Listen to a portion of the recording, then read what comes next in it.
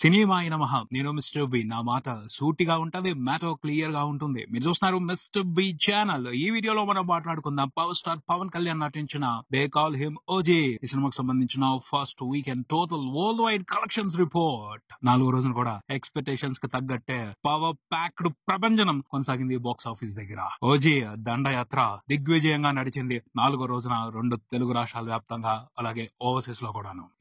ఇదే మూమెంట్, ఇదే ట్రెండ్ 4-5 రోజులు కొనసాగితే సూపర్ రిజల్ట్ వచ్చేస్తది. పవన్ కళ్యాణ్ ఫ్యాన్స్ ఎక్స్పెక్ట్ చేసే రిజల్ట్ పడిపోద్ది. మూవీ టీమ్ సగర్వంగా సినిమా ఫస్ట్ వీకెండ్ కంప్లీట్ అయిపోయేప్పటికీ 250 కోట్ల గ్రాస్ రిపోర్ట్ చేసింది. వరల్డ్ వైడ్ అని పోస్టర్ రిలీజ్ చేసింది. అలాంటి పోస్టర్ ఇంకోటి వస్తుంది. 4-5 రోజుల పాటు సినిమా ఇదే మాదిరి పర్ఫార్మెన్స్ చూపెడితే బాక్స్ ఆఫీస్ దగ్గర పోతే అక్కడ నెంబర్ మారుద్ది. 300 కోట్లు అన్న నెంబర్ స్పష్టంగా కనపడుద్ది. ఆ నెంబర్ చూడాలని పవన్ కళ్యాణ్ ఫ్యాన్స్ అందరూ ఆశగా ఎదురు చూస్తున్నారు. అందుకు ఇప్పటికైతే అవకాశాలు ఉన్నాయి. 4వ రోజున పవన్ ప్రభంజనం చూసిన తర్వాత 300 కోట్ల పోస్టర్ చూడటానికి అవకాశం ఉందని అనిపిస్తుంది. ఎందుకంటే ఇంకా సెలవులు ఉన్నాయి. ఆడియన్స్ సినిమాకి సంబంధించి పాజిటివ్ మూడ్ లోనే ఉన్నారు. సో ఇవి కలిసి వచ్చే అంశాలు. ఖచ్చితంగా 300 కోట్ల నెంబర్ నే ఫస్ట్ టైం పవన్ కళ్యాణ్ తన కెరియర్ లో చూసే అవకాశం కనపడుతుంది. అలాగే 4 రోజుల రన్ తర్వాత కూడా కొన్ని రికార్డులు రిపోర్ట్ చేశాడు. అవి పవన్ కళ్యాణ్ కెరియర్ లో ఇంతకు ముందులో చూడని రికార్డులు. వాటి గురించి మాట్లాడుకుంటూనే సినిమాలో ఉన్న మరిన్ని విశేషాలని ఇంట్రెస్టింగ్ గా మాట్లాడుకుందాం. ముఖ్యంగా ఒక విషయం గురించి మాట్లాడతాను. అదేమిటి అంటే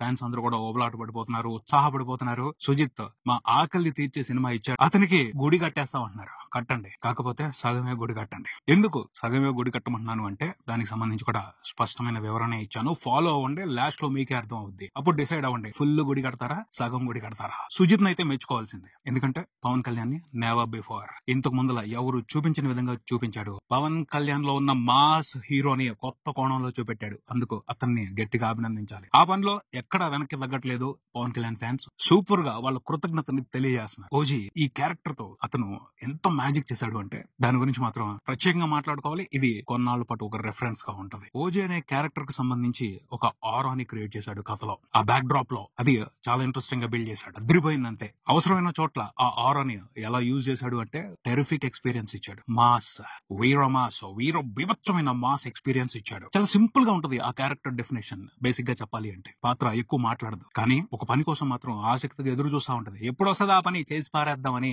ఓవిళ్ళోరుతా ఉంటది. ఏం పని అంటే కోపం వచ్చిందనుకో శత్రువుని నరికి పోగులు పెట్టేయడం. ఆ పని కోసం తీక్షణంగా ఎదురు చూస్తా ఉంటది ఓజీ క్యారెక్టర్. అంటే అన్యాయాన్ని అంతమొందించడం కోసం, అధర్మాన్ని అణిచివేయడం కోసం కత్తి జులిపిస్తాడు, తన కఠానాన్ని జులిపిస్తాడు ఓజీ. ఈ విషయాన్ని చాలా ఇంట్రెస్టింగ్ గా ప్రెజెంట్ చేశాడు, ప్లాన్ చేశాడు, సూపర్బ్ ఎక్స్పీరియన్స్ ఇచ్చాడు. సినిమాలో పవన్ కళ్యాణ్ క్యారెక్టర్ తో చూపిస్తూ సుజిత్ ఆ ఓజీ ఆరాతో ఇంకా చాలా మాయలు చేశాడు. సూపర్ మాస్ కిక్ ఇచ్చి వదిలిపెట్టాడు. ప్రధానమైన కిక్ ఏమిటి అంటే ఆ క్యారెక్టర్ ఓజీ అన్న ఊహే చాలా మందికి ఓ పీడకల, సింహ స్వప్నం, ఓ భయం. ఆ విషయాన్ని సూపర్ గా ప్లాన్ చేశాడు. సినిమా ఫస్ట్ హాఫ్ లో సినిమా స్టార్ట్ అయిన తర్వాత ఓజీ ఉనికి, ఓజీ ఆ ప్లేస్ లో ఉన్నాడు, అక్కడికి దగ్గరలో ఉన్నాడు అన్న మ్యాటర్ కి సంబంధించి కూడా ఒక టెర్రిఫిక్ కిక్ బ్లాస్టింగ్ ఎంటర్టైన్మెంట్ ఇచ్చాడనే చెప్పాలి. ఓజీ అక్కడ ఉన్నాడు అన్న మ్యాటర్ తో సూపర్ ఎంటర్టైన్మెంట్ ఇచ్చింది మాత్రం మధురై పోలీస్ స్టేషన్ సీన్ లో. దాన్ని సూపర్ గా డీల్ చేశాడు. ఆ డీటెయిల్స్ పెట్టి అతను ఇచ్చిన కిక్ ఎక్సలెంట్. అంతే, అక్కడ ఓజీ ఉన్నాడు, జస్ట్ అతని ప్రెజెన్స్ తోనే బీభత్సం జరిగిపోయింది. ఆ విషయాన్ని చాలా చాలా నీట్ గా, చాలా క్యూట్ గా, చాలా బ్యూటిఫుల్ గా డీల్ చేశాడు సుజిత్.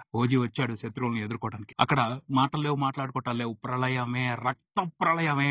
ఆ విషయాన్ని అంతకు మించి ఎక్సలెంట్ గా ప్రెజెంట్ చేశాడు తన స్టైలైజ్డ్ మేకింగ్ తో, తనకు మాత్రమే ప్రత్యేకమైన టేకింగ్ తో. ఈ విషయాల గురించి తలుచుకుంటున్నా, మళ్ళీ మళ్ళీ చూస్తున్నా, చాలా స్పెషల్ గా అనిపిస్తుంది. చాలా హార్డ్ వర్క్ చేశాడు, ఇంప్రెసివ్ వర్క్ ని ప్రదర్శించాడు పవన్ కళ్యాణ్ క్యారెక్టర్ ని ప్రెజెంట్ చేయడానికి సంబంధించి సుజిత్. అలానే పవన్ కళ్యాణ్ తో కష్టపడిపోయి పనిచేశాడు అని చెప్పడానికి కూడా లేదు. చాలా స్మార్ట్ గా బిహేవ్ చేశాడని చెప్పాలి. తన తెలివితేటలను ఉపయోగించాడు. పవన్ కళ్యాణ్ తో ఒకటి ఉంటది, ఇలా డీల్ చేయాలి ఆ మనిషిని, ఆ స్టార్ ని, ఆ మాస్ హీరోని అని ఓ రిఫరెన్స్ ఇచ్చాడని కూడా చెప్పాలి మిగతా డైరెక్టర్స్ కి. పవన్ కళ్యాణ్ తో సినిమా చేయాలంటే ఓ విపరీతంగా కష్టపడాల్సిన అవసరం లేదు. ఒక మంచి క్యారెక్టర్ ని క్రియేట్ చేసి ఆ క్యారెక్టర్ ఆయనకి ఎక్కించేసి వదిలిపెట్టేయండి. ఆ తర్వాత ఆయన చేసే జాతరకి మెస్మరైజింగ్ మజా, మెస్మరైజింగ్ ఎక్స్పీరియన్స్, మెస్మరైజింగ్ మాయ దానంతా అదే క్రియేట్ అవుద్ది. దానికి ఆడియన్స్ కనెక్ట్ అయిపోతారు, సెలబ్రేషన్స్ లో మునిగిపోతారు. అదే చేశాడు సుజిత్. ఈ సినిమాలో పక్కాగా స్పష్టంగా కనపడింది. ముఖ్యంగా సెకండ్ హాఫ్ లో ఆ police station scene Pawan Kalyan కి క్యారెక్టర్ ని ఎక్కించి తను రిలాక్స్ అయిపోయాడు. ఆయన చేయాల్సిన జాతర ఆయన చేసి వదిలిపెట్టాడు. ఏమన్నా డిజైన్ చేశాడు ఆ సీన్ ని. పోలీస్ స్టేషన్ కి వెళ్లి పోలీస్ మీదే దౌర్జన్యం చేశాడు. అలా దౌర్జన్యం చేస్తున్నప్పుడు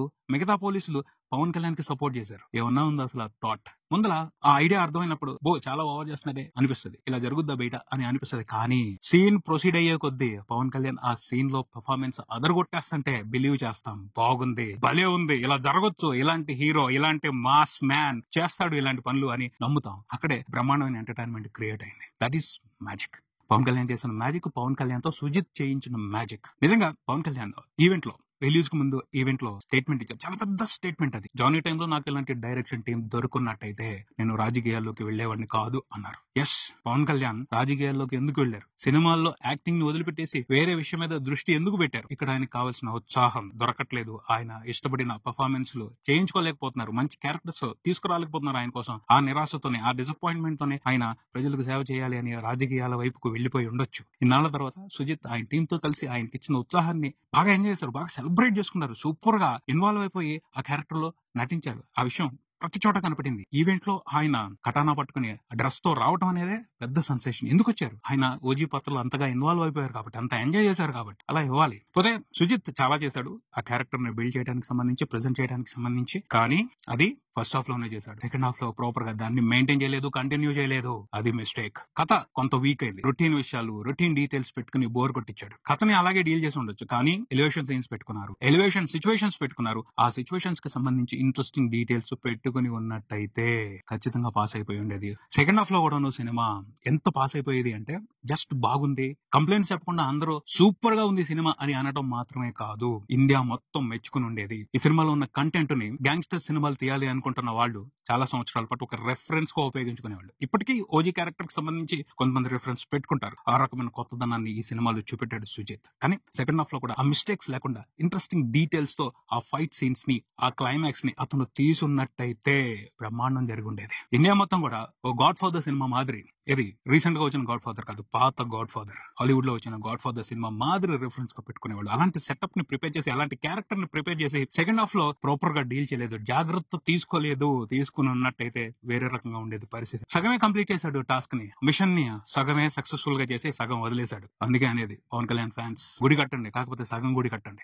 మిగతా సగం కంప్లీట్ చేసిన తర్వాత కడదాం, ఓజీ 2 వచ్చిన తర్వాత కడదాం. పవన్ కళ్యాణ్ ని ఓజీ పాత్రకు సంబంధించి కంప్లీట్ గా చూపెట్టి ఒక కంప్లీట్ సాటిస్ఫైడ్ ఎంటర్టైన్మెంట్ ఒక సినిమాతో ఇచ్చిన తర్వాత మిగతా కూడా కంప్లీట్ చేసే విధంగా ప్లాన్స్ వేసుకోండి. నాకు అనిపించింది ఇది. దీనికి సంబంధించి మీ ఒపీనియన్ ఏంటి? కామెంట్స్ తెలియజేయండి. మర్చిపోకుండా ఇది నచ్చితే లైక్ చేయండి. సినిమాకి సంబంధించిన కలెక్షన్స్ విషయానికి వద్దాం. వరల్డ్ వైడ్ చూసుకుంటే 4 రోజుల తర్వాత సినిమా టోటల్ గా రిపోర్ట్ చేసిన గ్రాస్ మూవీ టీం అయితే 250 కోట్ల పోస్టర్ వేసేసింది. ట్రాకర్స్ కూడా 230 కోట్లకు పైన నెంబర్స్ చూపెడుతున్నారు. తర్వాత 2 తెలుగు స్టేట్స్ లో సినిమా 100 కోట్ల షేర్ మార్క్ ని దాటేసింది. ఇది సూపర్ విషయం. పవన్ కళ్యాణ్ కెరియర్ లో ఫస్ట్ 100 కోట్ల షేర్ సినిమా 2 తెలుగు రాష్ట్రాల వరకు. హ్యాపీ మూమెంట్ ఇది. పవన్ కళ్యాణ్ ఫ్యాన్స్ ఈ విషయాన్ని కూడా సాలిడ్ గా సెలబ్రేట్ చేసుకుంటారు. 2 తెలుగు రాష్ట్రాల వరకు 4 రోజుల్లో సినిమా టోటల్ గా రిపోర్ట్ చేసిన షేర్ చూసుకుంటే 103 కోట్ల వరకు ఉంది. తెలంగాణ వరకు చూసుకుంటే షేర్ 40 కోట్ల మార్కుని దాటింది. ఇది కూడా పవన్ కళ్యాణ్ కెరియర్ లో ఫస్ట్ టైం. ఇంతకు ముందులే ఈ రికార్డు పడిపోవాలి, కానీ కొన్ని అనుకోని కారణాల మూలంగా ఈ టైం వరకు ఆగింది, ఇప్పుడు పడింది. అలాగే ఖచ్చితంగా ఓజీ రాబోయే రోజుల్లో తెలంగాణ వరకు పవన్ కళ్యాణ్ కెరియర్ లో ఫస్ట్